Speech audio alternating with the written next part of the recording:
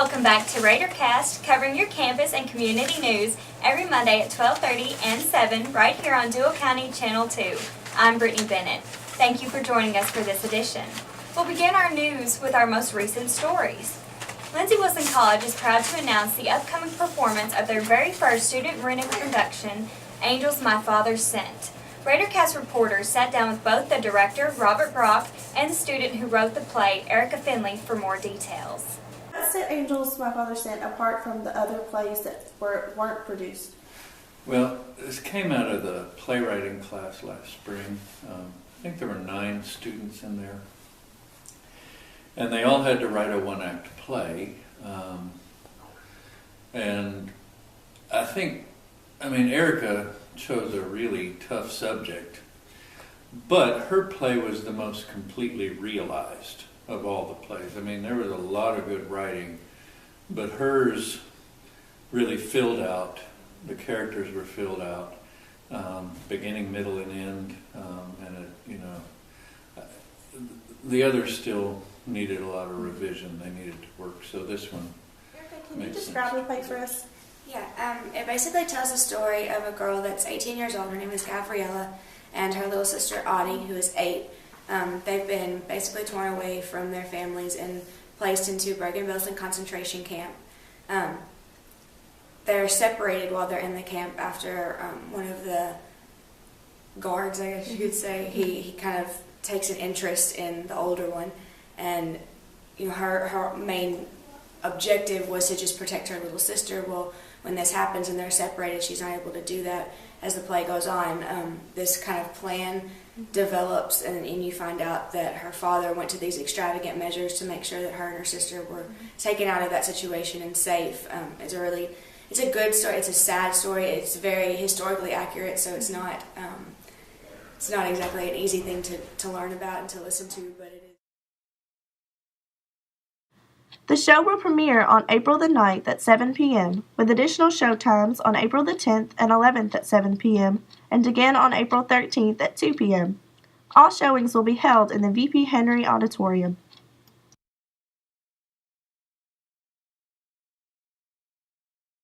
Be sure to mark your calendars and come out to see Lindsey Wilson College's very first student production. While on campus, some of our reporters decided to look into public safety and the role of this dedicated department.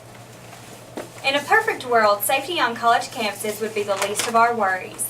At Lindsey Wilson College, the Public Safety Administration is in charge of campus security and a variety of other roles. Our own Raidercast reporters take us in for a closer look at the multifaceted and approachable services at Lindsey Wilson College's security. Like many college campuses across the nation, Lindsey Wilson College in Columbia has a safety and security administration called Public Safety. Unique as the campus itself, Public Safety does a lot more than just security.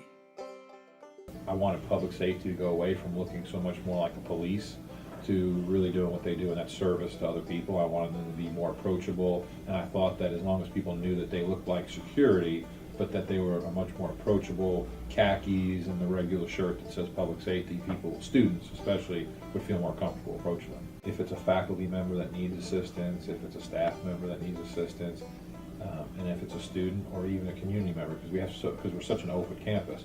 And what I remind people is that they are the only employees here at the college, the public safety staff, that literally are here 24 hours a day, 7 days a week, 365 days a year, including holidays. We don't want them to be a police organization. We want them to be seen as a service organization. Because of the services available to not only the LWC campus, but also to the community, public safety is utilized for various needs. Deal with flat tires, jump starting cars, unlocking doors. We sometimes serve as a taxi, you can maybe call it. We're constantly giving rides to and from observations at the school system, to folks who need rides to banks, to the grocery store. If it's convenient, we always try to help out when we can. The service nature of public safety is always there to lend a hand to students. They unlocked my room door, helped me out.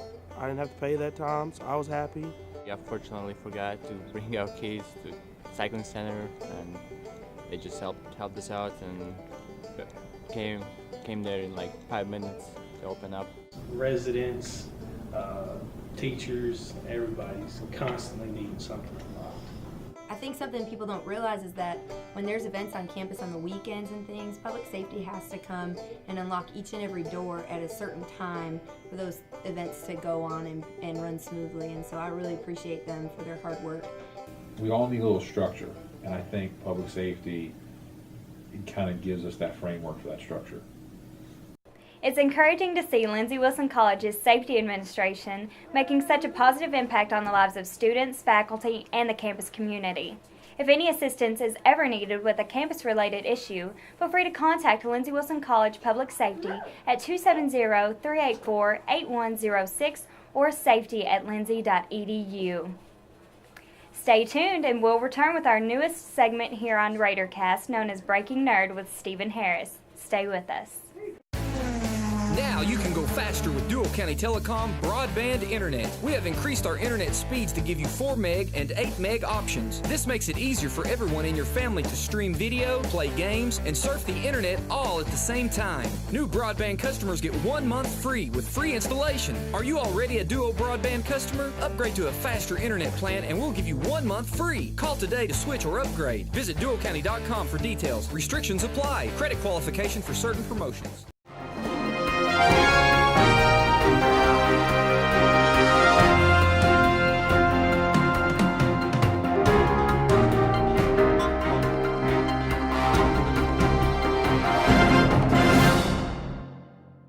Thanks for staying with us. Welcome to this month's Breaking Nerd. I'll now turn it over to Stephen Harris while he brings you his views of some of the best blockbusters that came out this winter season. Which movies were great and which ones left something to be desired.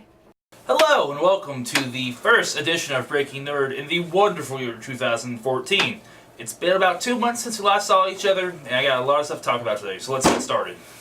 So this past December, Part 2 of Peter Jackson's Hobbit trilogy was released. The Desolation of Smaug, as they like to pronounce it. This might just be a personal problem, but the way they pronounce Smaug in the movie makes it sound more rednecky and less elegant.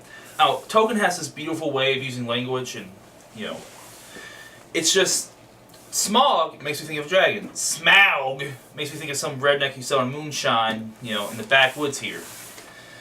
Other than that, I mean, it's pretty much a Peter Jackson Lord of the Rings film. You have the same characters, you know everyone, it's long and drawn out, you want to fall asleep halfway through the movie, but you don't.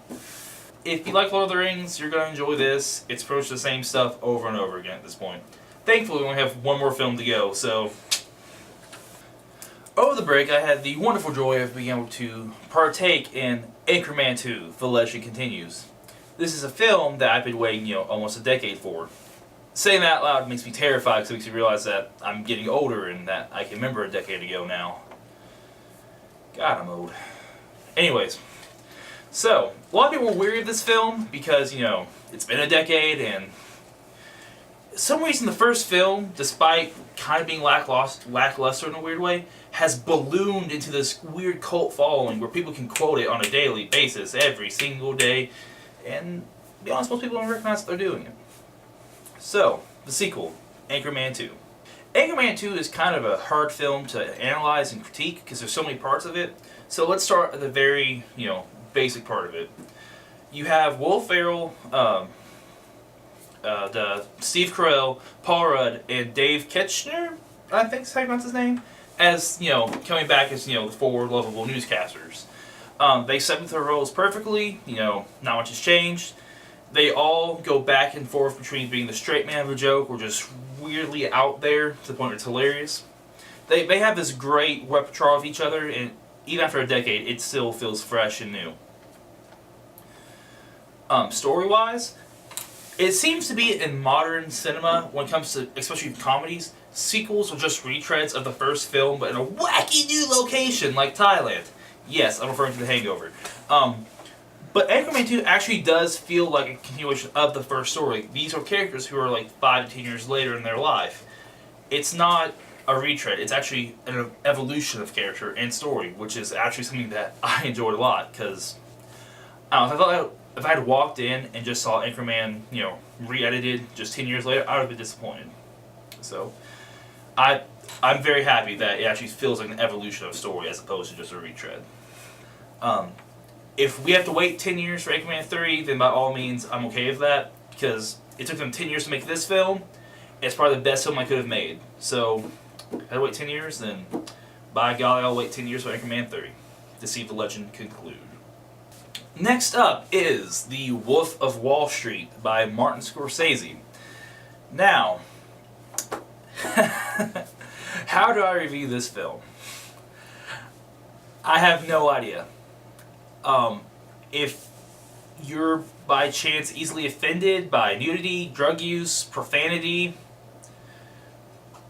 rich people, I don't know. If you're just easily offended, I would just stay away from this movie. Like, don't even think about it, don't even consider renting it from Redbox. Just stay away from it. Because there is something in this movie that will offend everyone on every level. I mean, you know, it has the record for using the F word the most times in any film. That alone should give you an idea of what type of debauchery you're walking into. Let alone the, you know, countless orgies and drug usage and just all sorts of terrible, un-Christian-like things that go on in the movie. That being said, though, I do think that it is a wonderfully crafted movie. And honestly, it pretty much is a fair representation of the American dream in the year 2014. No longer is the American dream living in suburbs with a nice picket white fence and red convertible. It's all about being powerful and having money and not getting caught doing debaucherous acts. If you don't believe in that, then you don't believe in that idea, if that's what the American dream is in the year 2014, then you're lying to yourself. And the film kind of makes you realize that in a weird, subtle, well, not so subtle way. Leonardo DiCaprio is probably his best role. Despite, you know, the drugged up manic cocaine highs and depressing quaalude lows, it's his best role. I mean, he has a lot of depth to his character. You see him struggle with his own ethics and trying to come to terms with himself, but he just can't do it. Jonah Hill, my God, the fat kid from Superbad, actually can act well. Who knew? I hated Moneyball. I don't even like to think about Moneyball. I think it doesn't even exist. But I know he was nominated for Academy Award in that. Don't know why. But this time around in Wolf of Wall Street, he deserves to win it. His character is so disgusting and despicable. It's almost delicious in a weird way. Like, every scene he's in, it's just, you get this weird smile on your face. Because he's such a joy to watch. All in all, is this Scorsese's best film? No. No, it's not. Is his best film he's made in the last decade? Maybe. I don't know. I'm partial to say the part it is, however, I kind of don't like Shutter Island or The Aviator, so what do I know? But it's one of his better films, to say the least. If you have any interest in all, I would recommend seeing it, but prepare yourself for 3 hours of the most awful, crude acts you've ever seen on film. And I cannot stress this enough. If you hate me and you don't listen to anything I tell you at all, you do the opposite. I want you to listen to me right now. If you're easily offended, stay away from this movie. Just don't. Just don't even think about it. The last one I want to talk about is American Hustle. I'm not a David O. Russell fan. This is a very unpopular opinion, but I don't care. I do not like Silver Linings Playbook. I think it's immensely overrated. That being said, American Hustle. I wouldn't expect I would hate it. In actuality, it scares me how much I like it, because I want to hate it because it has so much there I hate. I hate David O. Russell. I think Jennifer Lawrence is overrated. Bradley Cooper's so handsome it's annoying. But, I mean, the pros outweigh the cons there. I mean, Bradley Cooper's pretty serviceable in his role. Jennifer Lawrence isn't in it much, besides like one really, really awful Live and Let Die scene she just mouths a song. I just wish that scene wasn't in the movie. David O. Russell, there's something phenomenal about the way it's shot. In fact, if anything, I wish this film was made 10 years ago. Because I feel like this is a good companion piece to, like, the Martin Scorsese era of, like, Casino and Goodfellas. There's a scene in the movie where it talks about guys from back home or from Florida. It's in a seedy back room that just fits in that Casino Goodfellas universe. Like, oh God, I wish Scorsese had directed it, because it'd been a lot grittier film. But, you know, David O. Russell was a lighthearted, you know, humor, and, you know, it's despite being about criminals, it's kind of touchy-feely, make you feel good. which is strange combination, but he makes it work though. Christian Bale, my God, Christian Bale. Like, I just wish I could like talk to the man and find out how he goes from being like chiseled by like Michelangelo to David to being a fat slob who kind of looks like me with a bad comb over. Well, that's all for this month's Breaking Nerd. As always, I'm Stephen Harris. You're the viewer. We have a love-hate relationship, so I hopefully will see you next month. Thank you for that, Stephen. That should give everyone a heads up when it comes time to buy and rent these flicks. Coming right up after this break, we'll bring you more campus and community news, so stay tuned. It's a great time for fall photos. Upgrade your smartphone for the best camera and feature options. Duo County Telecom has the new Samsung Galaxy S4 loaded with features designed to simplify your daily life, including a 13-megapixel autofocus camera with flash. Renew today. We have the latest smartphones for you to choose from, including select smartphones for only 99 cents. Stop by one of our stores today and see the wide selection of affordable phones to keep your family in touch. Some restrictions apply. Duo County Telecom, an authorized agent of Bluegrass Cellular.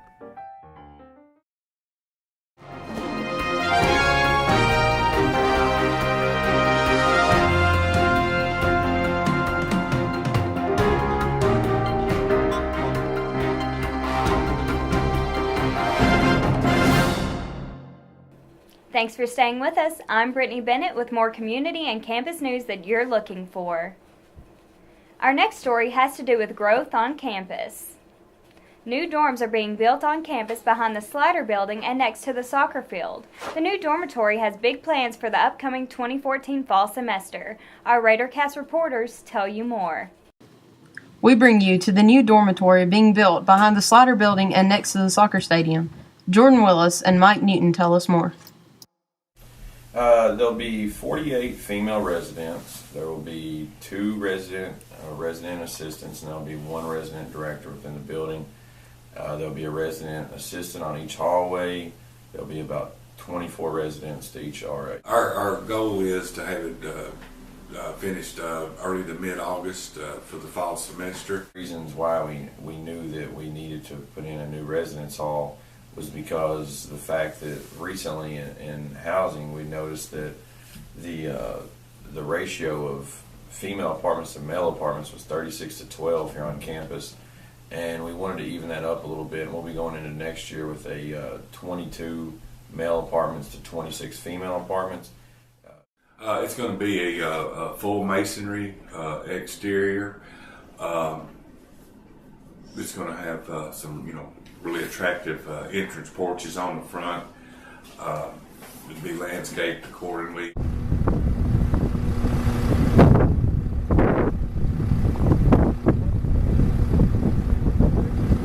The LWC community is excited about the future resident plans of Lindsey Wilson College. The new additions will be a positive asset for the college and its members.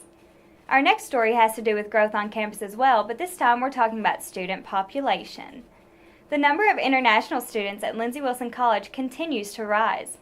Raidercast spoke with the International Student Advisor Susie McAlpin about this growth. Also, reporters conversed with a few of these students about the challenges they face while being abroad.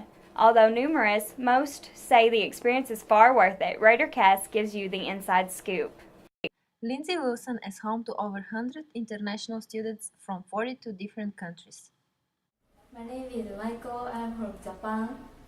I'm Charlotte Williams and I'm from Belgium. My name is Musa Mawanda. I'm from Uganda. My name is Susie McAlpin and I am a director of international student programs.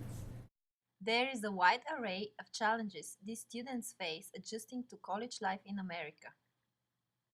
Last semester I took communication class and I had to discuss with Americans, so it was biggest challenge for me. Well, I miss my family every day and it's very hard to live without them. Belgium is 7 hours ahead and that makes it difficult to communicate sometimes. Biggest challenge, I would say food. Food is so much different from the one we have back home. I'm not a person of eating burgers and sandwiches, no. Then the culture is slightly different and the language, mainly the accent. Like the country accent, oh my God, very hard to understand. In August, we have an international orientation, and for a week-long orientation, will help them to adjust to these countries and various activities. If I have something problems, there are so many Japanese, so I can talk in Japanese and they help me. Yeah, sometimes like if you're the only international student in a school, you'll be like, maybe I'm facing a lot of challenges which other people are not facing. But since we are so many international students in here, it's like it makes it easier because the challenges I face, some other students also face it, which makes it like I'm not the only one being affected. We put a lot of focus on individual students instead of numbers, and so we will talk to students how they are doing initially, individually. We care each student. That I believe will help them to acclimate to this the college as well. LWC is encouraged by the growing population of international students. The experience is positive for local students as well by creating increased global awareness on campus. Right after this break, we'll return with all of your LWC sports news. Stay tuned.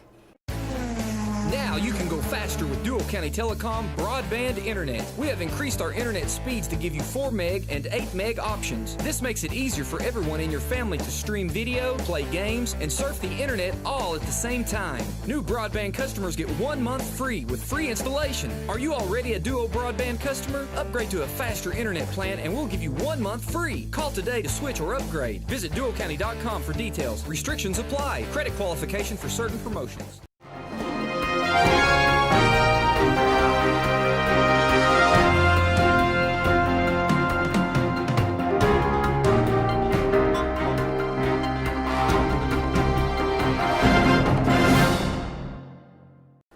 Welcome back to Raidercast Sports. In a season featuring many ups, downs, and takedowns, the LWC wrestling team has risen as high as number 2 in the country. As the NAIA National Championships approach in early March, Coach Corey Ruff says his team has come a long way, in large part due to the team's mentality. There's so many intangible ingredients to be successful in this sport. It's a great life lesson. Wrestling, the thing you don't want to do in wrestling is be on your back. And the analogy we use is life throws you on your back all the time. You got to fight off. You got to get up. No matter what, you got to get up. And wrestling does a really good job of instilling that pride and that work ethic and that dedication it takes to fight for your own survival. And it has been this pride, work ethic, and dedication that has allowed the Lindsey Wilson College wrestling program to win 8 of their last 10 meets. It's easy to appreciate where this program is now, but some, such as 5th-year senior Scotty Fletcher, have a unique perspective on how far it's come. A lot of the guys that maybe you spoke to already, they don't know exactly where we came from. We went from, in bigger sports room, rolling out the mats every day, rolling them up every day, splitting practices with the volleyball team. So we'd have volleyball girls spiking volleyballs while we were trying to wrestle our moves. You got volleyballs crossing your ankles. So I mean, and there was no set practices because there was JV basketball, women's basketball, men's basketball, volleyball, now wrestling, all trying to use just the gym. So the having this wrestling room it's amazing. The wrestling room referred to is part of the Health and Wellness Center of Lindsey Wilson, which was constructed back in 2010, the year after the program officially began. Fletcher isn't the only one who experienced the growing pains of a birthing program. Another guy who's been here since the beginning is assistant coach Abe Cross. My first year here, I applied for an internship in athletics to finish my master's up at Michigan State.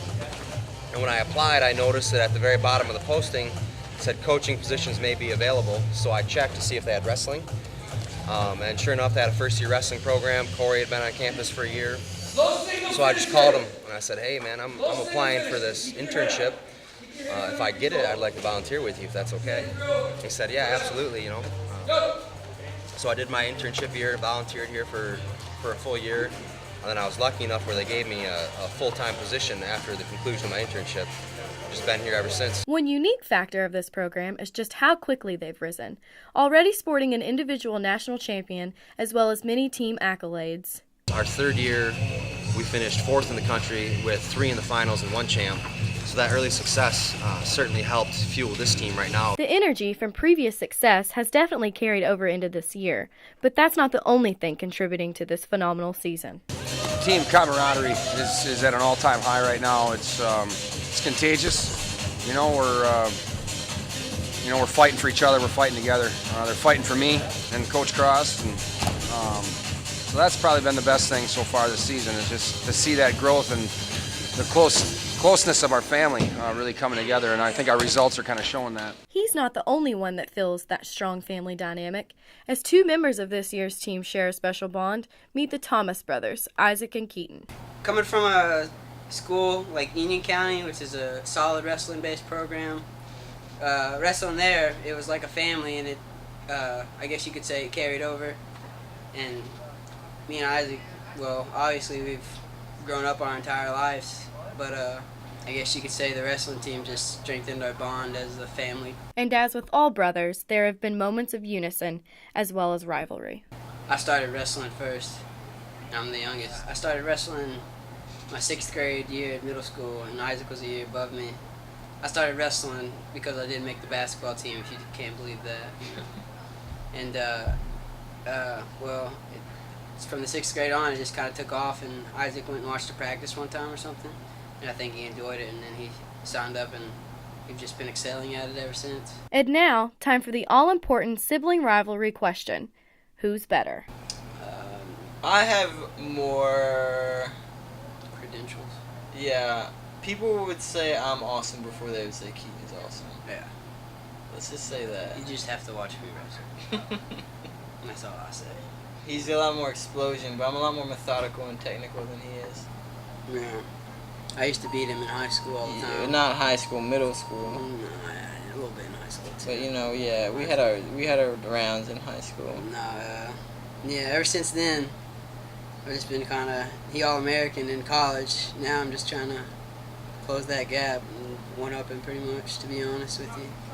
It might happen, maybe. It's doubtful, though. While that may be doubtful, the unison of the team is not, something Coach Ruff says he works very hard at. It's something that I personally work very hard at to make sure that we have a family atmosphere.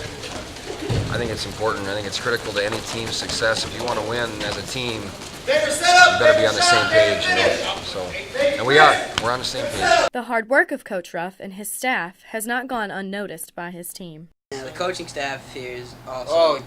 We have wonderful. the coolest coaching staff ever. Coolest and good. They're good at what they do. I think they wouldn't be here. I think it's what's really good is they connect with us a bunch. Like, they've been in our shoes before. But you know, one thing I've really appreciated being here is, you know, they're not just teaching you to be a better wrestler. Of course, that's what they want. That's what you hear. But being a better person on and off the mat. While the pride, dedication, and teamwork are certainly parts of this program's success, much greater factors, such as the virtue and family aspects being taught by this program, will really determine its future success.